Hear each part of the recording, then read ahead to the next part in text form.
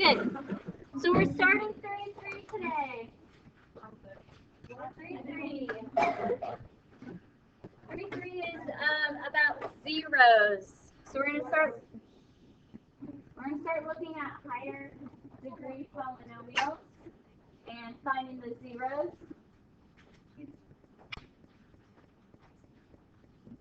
So the main thing of this 33 is this fundamental theorem of algebra. So we're going to be talking a lot about parts of that.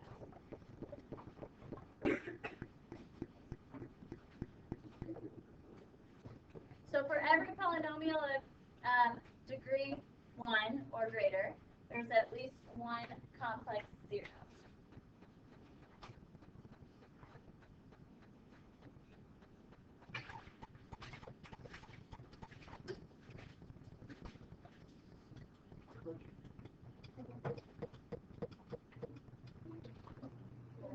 Okay, so what that means is let's find these zeros. So this is quadratic. If you want to find the zeros, that's x-intercepts, you're plugging in 0 for y. And I'm going to factor this.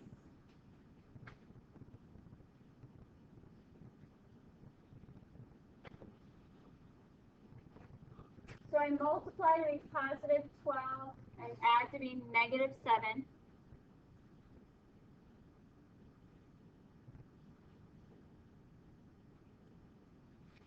So that will be what? Okay, negative 4, negative 3. So then my zeros are x equals 4 and x equals 3. Okay. Complex numbers. So this talks about complex zeros.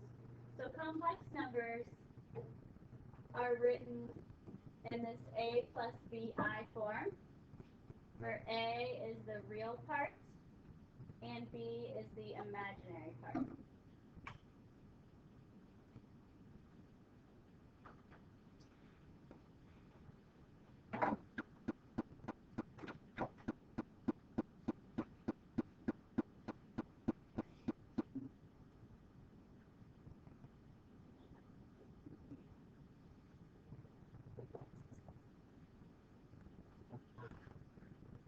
Okay, so what this is saying then, that this was degree 2, and I have 2 real zeros, but I can write those as complex numbers still. So I can still write this as 4 plus 0i. So I don't have imaginary numbers, so the b is 0, and 3 plus 0i. Now you're not going to have to write your solutions like that, but when it says complex zeros, that means any number can be written as a complex zero. And so that's what this says. The zeros are all real, but any real number can still be written in the form of a complex zero.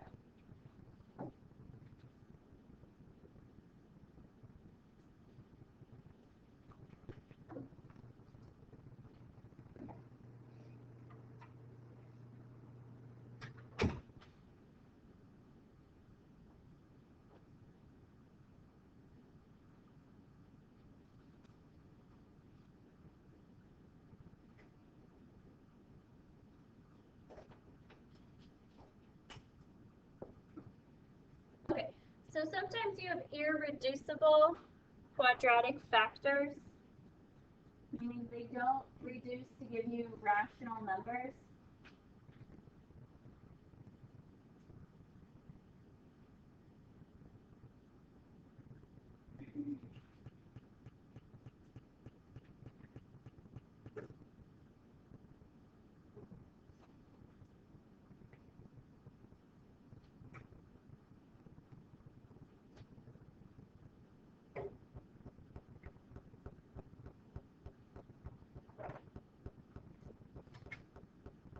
So if I want to find the zeros, if I want to factor this, there's 4 terms, so we're going to factor by grouping.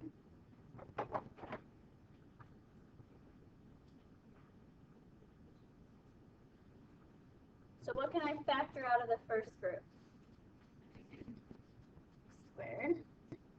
So that leaves me with x plus 1. And then what can I factor out of the second group? Okay. All right, then when I go to write these, so I can factor out now what they have in common, which is x plus 1. And that leaves me with x squared plus 9. So what they're saying is irreducible is this x squared plus 9 because it does not give you a real number. All right, but we know that that still can factor to x plus 3i, x minus 3i. I just need to keep in mind when I have those imaginary numbers that they must come in pairs. So this corollary 2 says if you have an imaginary number, then there's its conjugate. So the pair is with it. So if these are factors and the zeros are positive 3i and negative 3i, you have to have both.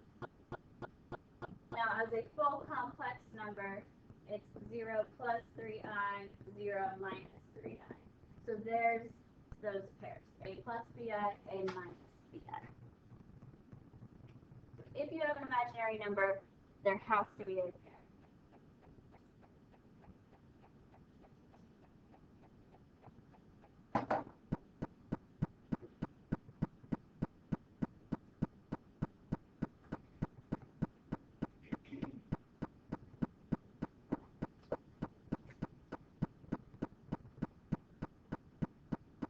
The next corollary, so these are all corollaries to the fundamental theorem of algebra. You're not going to be tested over the specific, like naming the corollary or anything like that.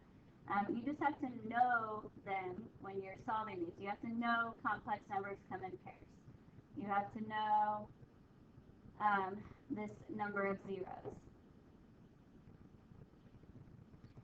So corollary 3 says that the degree tells you the exact number of zeros. Now, some of those could be imaginary, some of them could be irrational, but there will be that exact number of zeros. So you don't always graph all the zeros because you can't graph the imaginary ones, but there's still zeros to the polynomial, even if you don't graph them.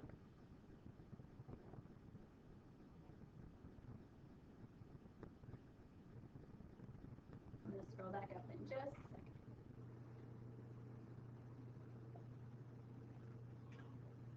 Okay, so I'm going to do this example.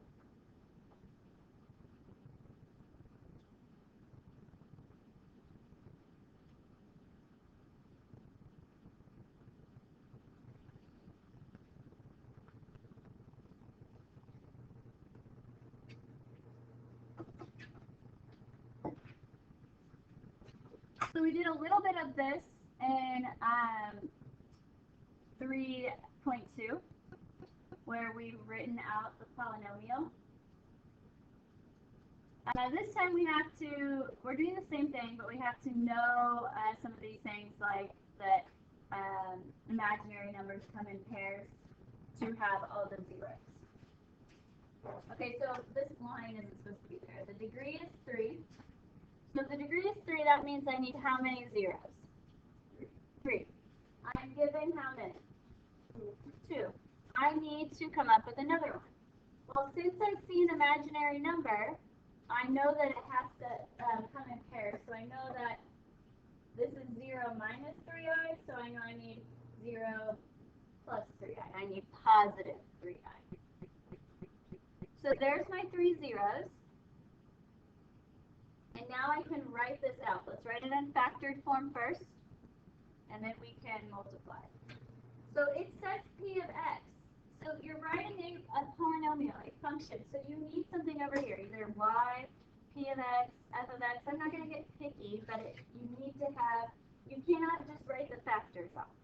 This needs to be an equation. Okay. So if my 0 is x minus 5, then the factor would be x the 0 is x. The 0 is negative 3i, so that needs to be x plus 3i, and then x minus 3i. So that's factored form. Let's multiply it out to write it in standard form. So which two should I multiply first? Yeah, the conjugates, these. So it's reminding us of the rule when you multiply complex conjugates. It's just a squared plus b squared. You could FOIL, you would get a squared plus b squared. This is just a shortcut. All right, keep in mind it's a plus bi. So the b is not including the I.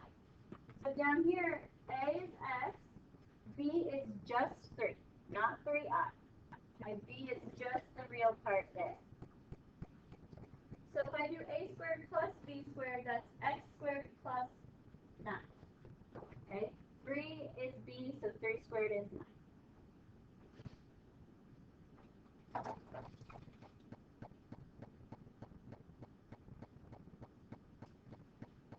All right, now I have a binomial times a binomial, so I'm going to FOIL.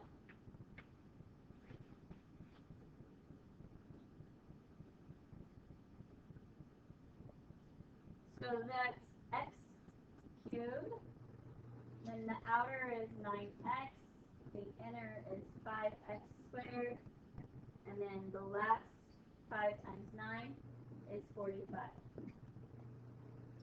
I need to do a little rearranging. I need to put this 5x squared in front of 9x, and then I'm good.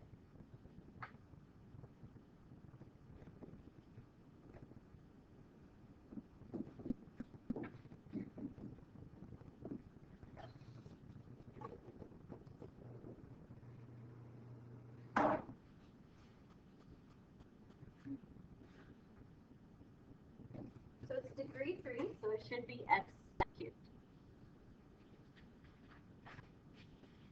Questions about that? Okay, we're going to do another one of the same type, but it gets a little bit harder. So questions about this? Okay.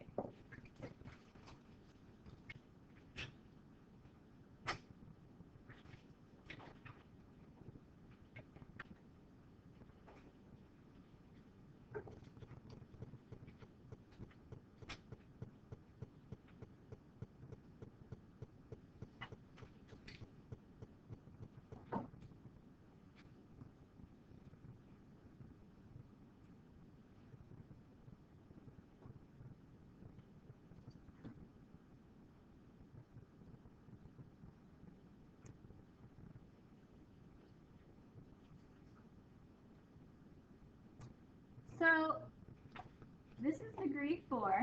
So how many zeros do you need? 4.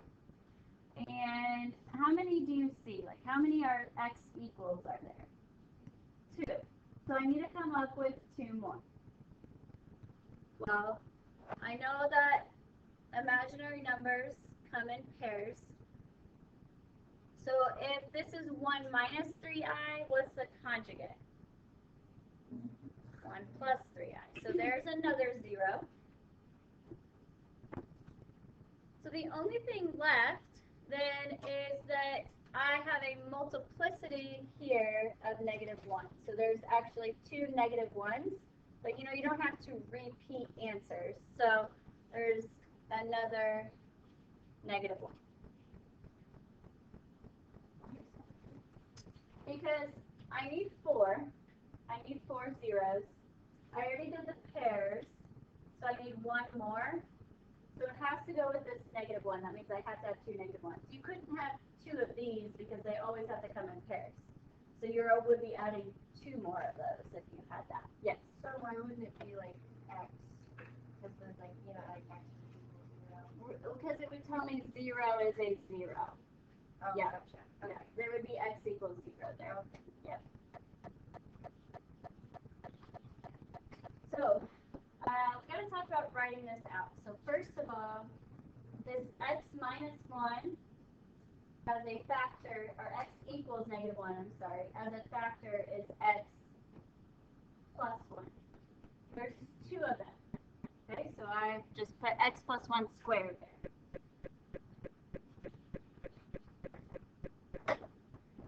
Alright, now writing these out can look a little tricky, so just hang with me. So if my 0 is x equals 4, then the factor, so working backwards, it's x minus 4, right? So the factor is x minus 4. That's what I have in parentheses.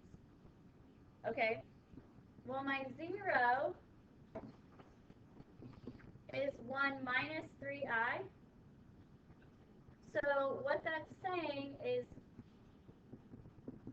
this, x minus this whole quantity, 1 minus 3i.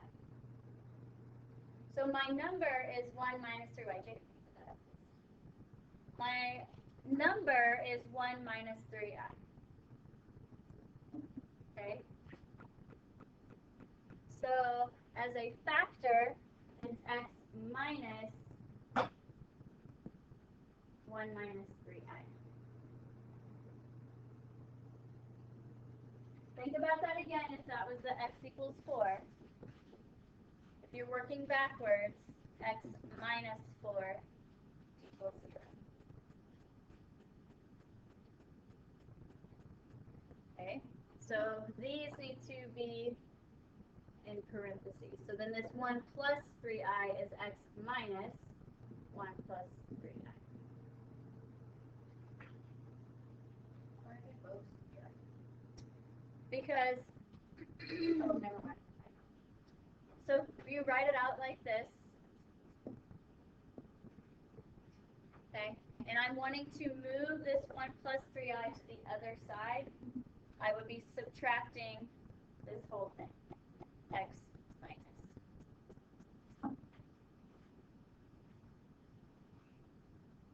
Okay, you guys see that? So it'd be the same thing.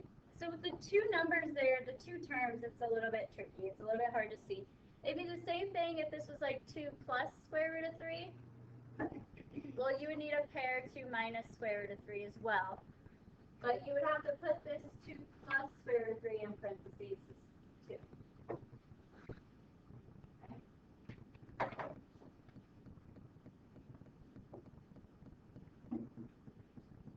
Okay.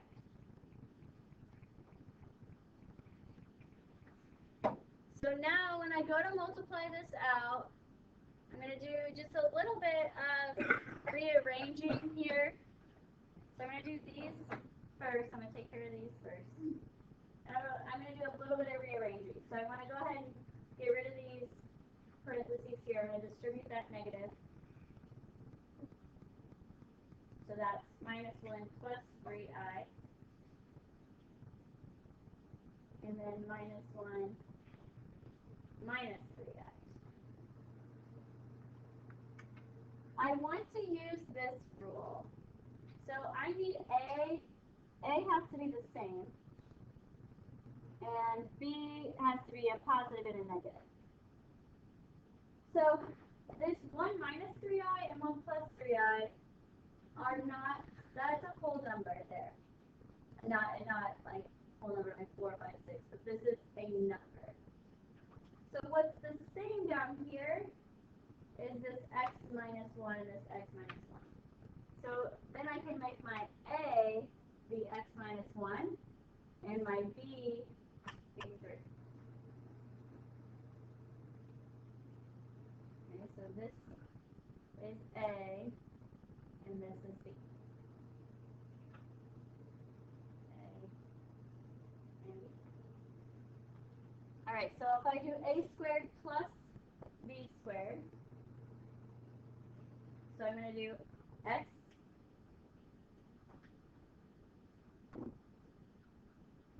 minus 1 squared plus b. Remember, b is not the imaginary part, so it's just 3. So plus 3 squared, which is 9. parentheses because I'm multiplying, so like this. I just haven't touched this x plus 1 squared yet. Yes. Why would a be x and why should it be -1 over 2? Because for conjugates, this one would have had to have been minus, this one would have had to have been plus to use it. So the minus and the plus was here, but these are still grouped together. So I had to ungroup them, and then I had to group these together because x minus 1 was what was the same, and the 3 i's were what was the opposite.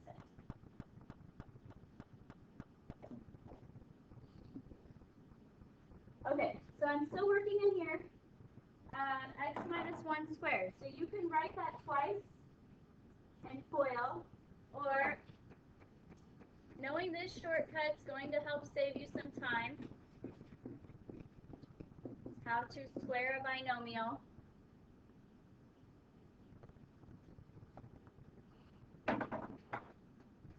So that's x squared. X times -1 is -1x, times 2 is -2x, and then 1 squared, -1 squared is 1. Okay, so then that gives me x squared minus 2x plus 10.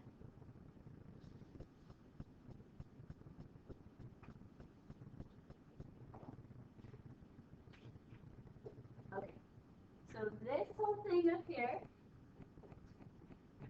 multiplied out to give me x squared minus 2x plus 10. Now, if you can't see how we did this A and the B, so this is definitely the shortest way, you can treat these as all separate terms and make it look like a trinomial times a trinomial and just distribute everything to everything. When you have I squared, make sure you replace that with -1, and you would end up with the same thing. Okay, so let me go back to this x plus 1 squared. So I'm going to use that shortcut. So x squared, x times 1 is x, times 2 is 2x, and then 1 squared is 1. So now what I have is this trinomial here in green times this trinomial here in red. Okay?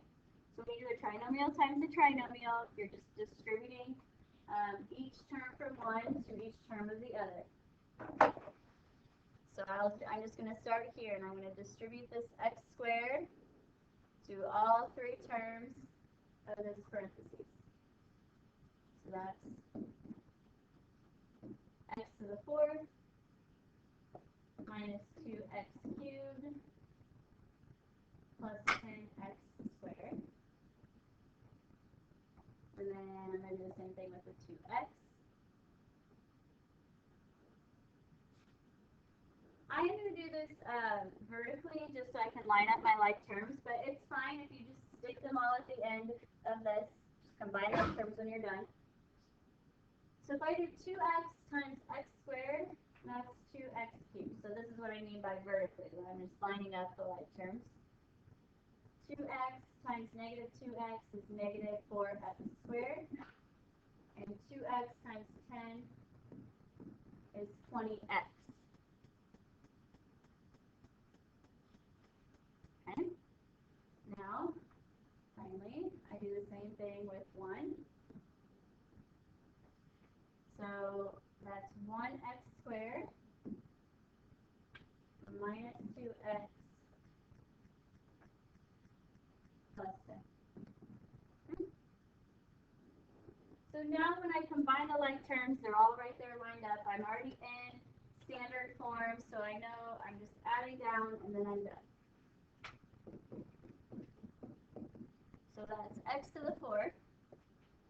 2x cubed, -2x cubed plus 2x cubed is 0. 10x squared plus -4x squared, that's 6x squared plus 1x squared is 7x squared. 20x plus negative 2x, positive 18x, and then plus.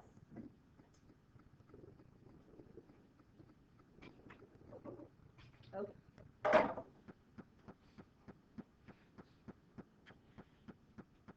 So that's a lot of work, okay? We did a lot of different things in this problem.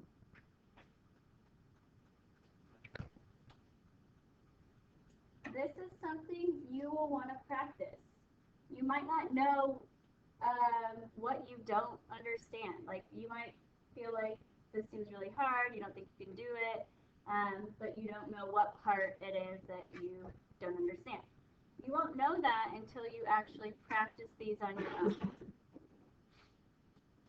Okay? So take the time to start working some of these out. This is section 3.3. We're going to go all the way through 3.7. Okay? So this is still the beginning. We're going to be building off of this. Okay? Does anyone have any questions so far that they can think of right now about this?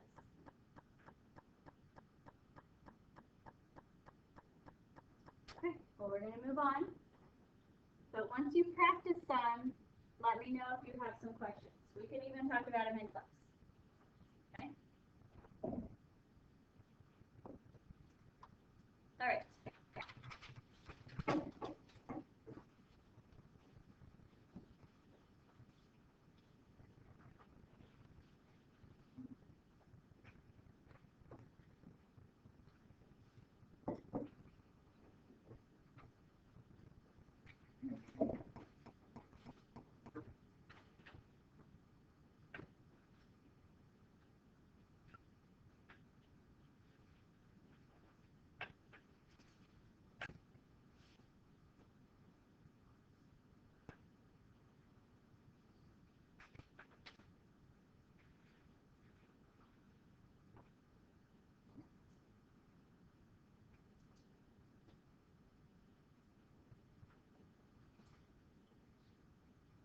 So we're going to go through these parts, and what I'm going to do is find each of these, like A, B, C, and use that to just help me sketch the graph.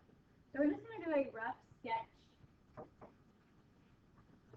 based on this information.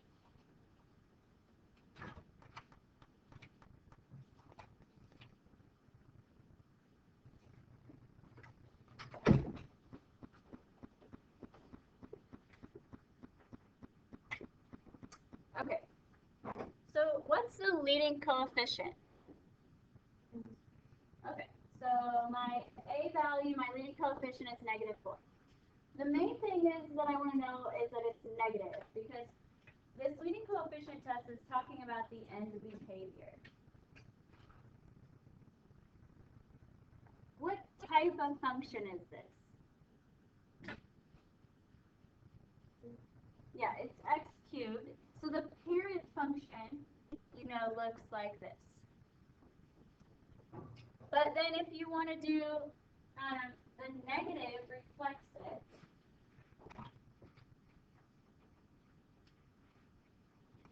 So instead of looking like this, you reflect it over x. So it looks like this. Okay? So the end behavior is up, down.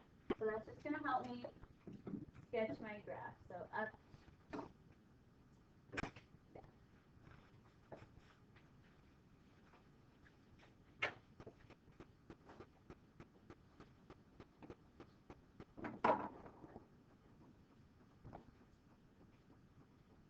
Okay, when you want to find the zeros, that's finding your x-intercepts and factoring.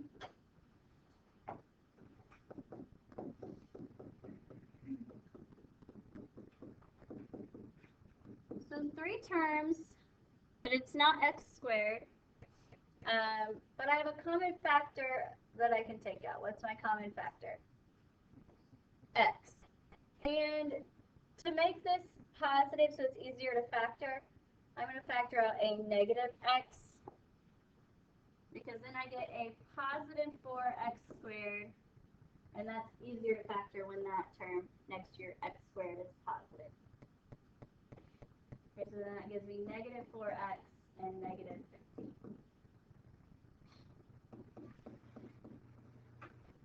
Okay, this does factor. If you have 4x squared, start with 2x and 2x. What number should you start with 15? Yeah, 5 and 3.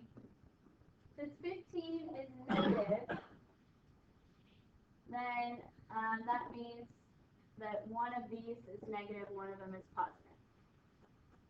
So you check your outer and inner. So the outer is 6x, the inner is 10x.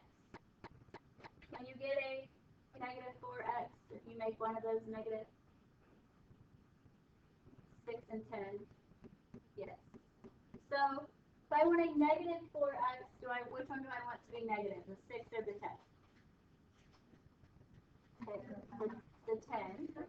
So where will I put the negative? With the 5 or the 3? 5.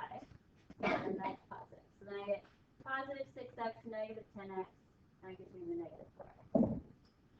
Okay, so then finding the zeros, you set each part equal to 0. So every part that has a variable, so including this x out front.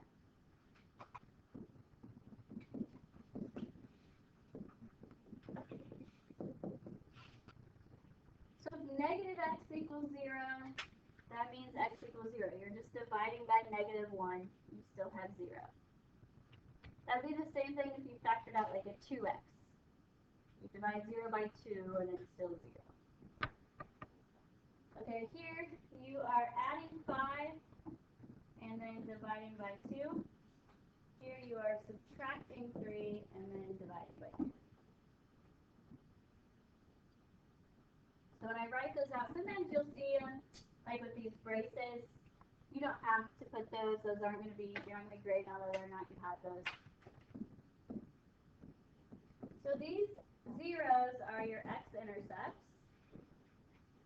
Okay, so when I do a graph, I'm going to graph those on the x-axis. Okay, then I have the y-intercept. So y-intercept, you plug 0 in for x.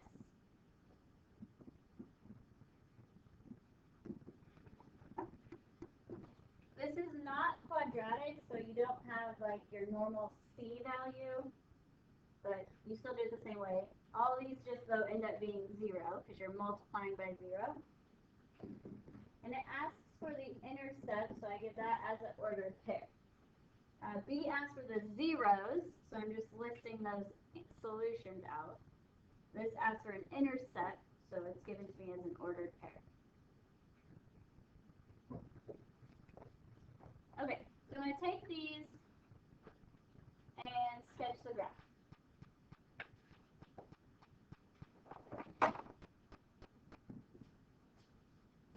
So for end behavior, knowing that it's up, down, so I'm not going to necessarily connect to these arrows, but I'm just using them. I'm just putting them there to help me know where I should start and end.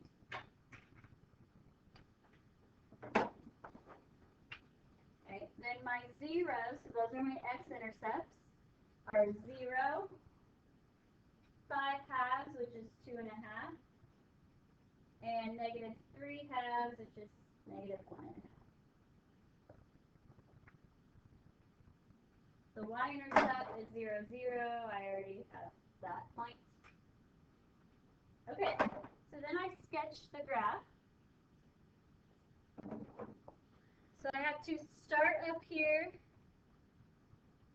in the second quadrant, and I'm going to end down here in this fourth quadrant. So I don't know really what's going on here at the zeros yet, or where these turning points are. We'll find that out later. So for now, this is all I can do.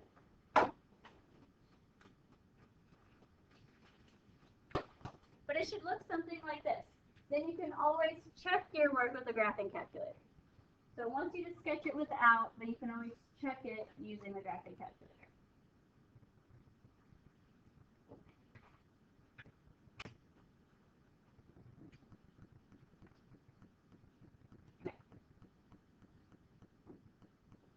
So we're going to start talking about multiplicity of those zeros. So what your graph does at those zeros.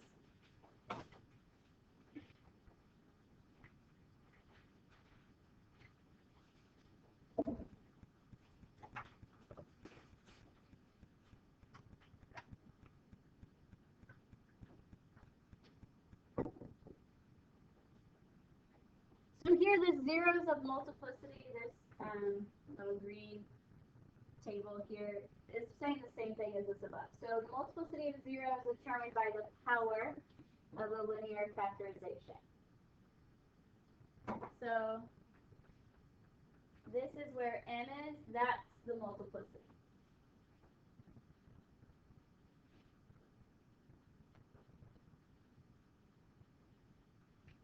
So we're going to talk about what happens with the multiplicities. And we're just going to look at some basic functions and see if we can figure out the pattern. So here my multiplicity is 1.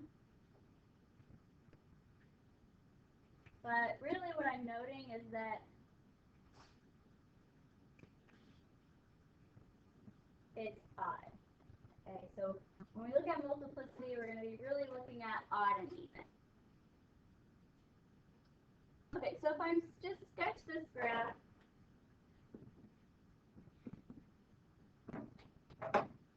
first of all, the factor is x minus 2, so the 0 is 2. X minus 2 to the first power is x minus 2. That's linear. So you start at negative 2, your slope is 1. I know my 0 is 2. And so I have this line.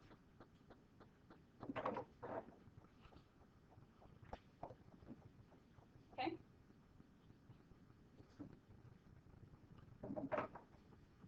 So we'll come back, but let's look at this one. So here, my multiplicity is 2. So that's even.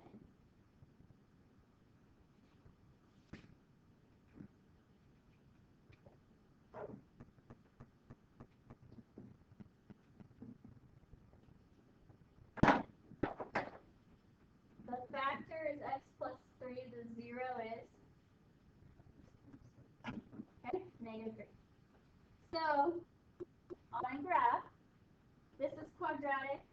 The transformation would be shifting left 3. So that gives me my 0 here at negative 3. And then if I just graph my parabola. So again, we're just doing quick sketches. Don't spend a lot of time trying to make these perfect in your notes. We're more concerned at what's happening at that 0.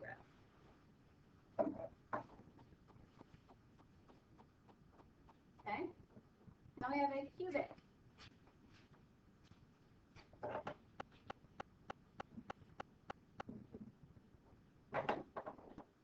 So my multiplicity is 3.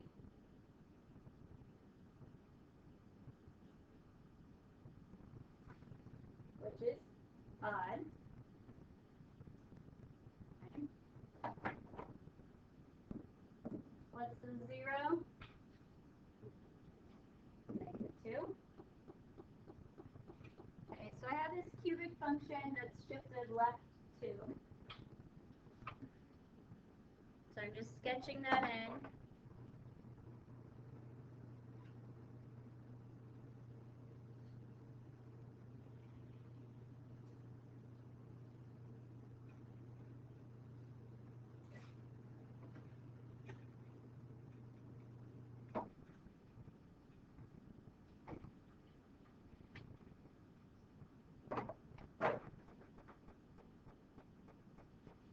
Okay.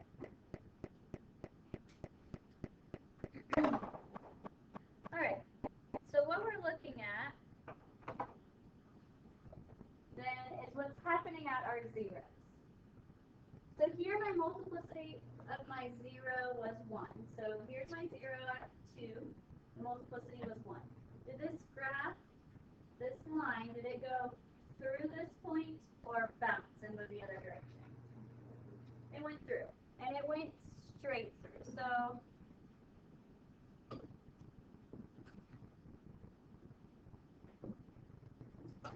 okay. Let's look here. When it's even, so x equals negative 3 is my 0. Okay. The multiplicity was 2, which is even. Did the graph go through or did it bounce? Bounce. So that's even. Okay, let's go back to an odd. My 0 at negative 2. Did my graph go through or bounce? Through. And this one wasn't straight through. It had a little inflection. So it had a little curve here. Alright, so what we can take from that is that if it's odd, it's going to go through. If it's 1, then it goes straight through. But if it's anything greater than 1 that's odd, like 3, 5, 7, then there's a little inflection. But any even is going to have, any even multiplicity is going to have a bounce. Okay? We're going to take that and use that when we go to graph. So all I want you to do is write the problem down so then tomorrow we're ready to get started with this. Okay? Write it down. You don't have to necessarily, we'll go through all these parts. So all I want you to write is your function so you're ready to get it graphed tomorrow.